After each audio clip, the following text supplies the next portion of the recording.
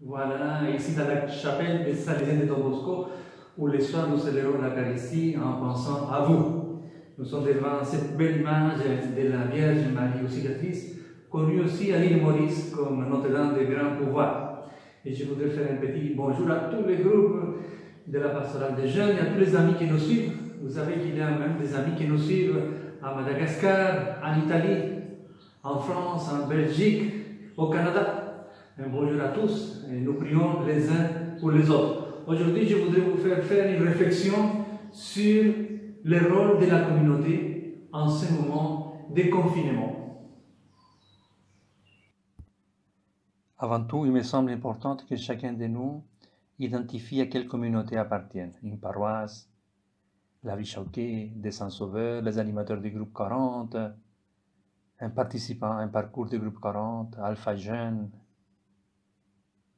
la pastorale des jeunes, Thésée, le groupe 40 de l'Oratorio, l'Ouest, ou un autre groupe, comme l'Union Libération, l'Ordre des Maltes, les scouts. Alors, quel est le rôle de la communauté en ce moment où physiquement nous sommes loin les uns des autres? On dit et on attribue au cardinal Marjon cette phrase qu'un chrétien seul, c'est un chrétien en danger. Dans une communauté de foi, nous essayons tous de rencontrer Jésus, de porter en avant la mission ensemble. Mais en ce moment, la communauté nous fait défaut. Alors la communauté devient une sorte de mystère. Et dans cette absence du corps, à travers les réseaux sociaux et la prière, nous devons nous soutenir les uns des autres. Et cette fraternité qui physiquement nous est impossible en ce moment, mais qui spirituellement est possible et qui grâce aux réseaux sociaux, elle est toujours là, devrait nous aider à faire la vérité en nous-mêmes. Nous devons admettre si nous sommes découragés, si nous sommes fatigués, si c'est lourd, ce qui nous habite. Nous devons nous dire la vérité. Alors le rôle de la communauté en ce moment parfois de découragement, c'est de rappeler que Dieu est là, même si tu ne le sens pas, même s'il te semble loin, même s'il semble nous avoir oubliés. Et il est là à travers le soutien des autres, à travers la prière des autres. C'est une manière à laquelle il est présent dans nos vies. Le rôle de la communauté, donc, est nous rappeler cette présence de Dieu et nous rappeler surtout que nous sommes à lui, que nous appartenons à Dieu.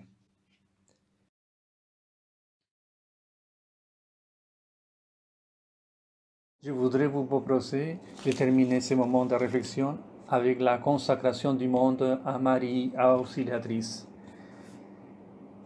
Très sainte et immaculée Vierge Marie, notre Mère, tendre et puissante, aide des chrétiens, nous nous consacrons entièrement à toi, afin que tu nous conduises au Seigneur. Nous te consacrons notre esprit avec ses pensées, notre cœur avec ses affections, notre corps avec ses sentiments et toutes ses forces, et nous promettons de toujours vouloir travailler pour la plus grande gloire de Dieu et pour le salut des âmes. Pendant ces temps, ô incomparable Vierge, toi qui as été toujours la mère de l'Église et l'auxiliatrice du peuple chrétien, continue de te montrer telle, surtout en ces jours. Éclaire et fortifie les évêques et les prêtres, garde-les toujours unis et obéissants au pape, maître infallible. Augmente les vocations sacerdotales et religieuses, afin qu'également à travers eux, le royaume de Jésus-Christ soit préservé parmi nous et s'étende jusqu'aux dernières extrémités de la terre. Nous te demandons encore une fois, douce Mère, de toujours garder tes yeux aimants sur les jeunes exposés à tant de dangers et sur les pauvres pécheurs et les mourants. Sois pour tous, ô Marie, douce espérance, Mère de miséricorde, porte du ciel. Mais nous te supplions aussi, ô grande Mère de Dieu, apprends-nous à copier en nous tes vertus, en particulier ta modestie angélique, ta profonde humilité et ta charité ardente. Marie Auxiliatrice, fais que nous soyons tous réunis sous ton manteau de mère. Fais que dans la tentation, nous t'invoquons immédiatement avec confiance. Bref, fais que la pensée de toi, si bonne, si aimable, si chère, le souvenir de l'amour que tu apportes à tes fidèles, soit un tel réconfort qui nous rende victorieux contre les ennemis de notre âme, dans la vie et dans la mort, afin que nous puissions, au moment venu, être auprès de toi avec ton Fils Jésus-Christ pour l'éternité dans le beau paradis. Amen.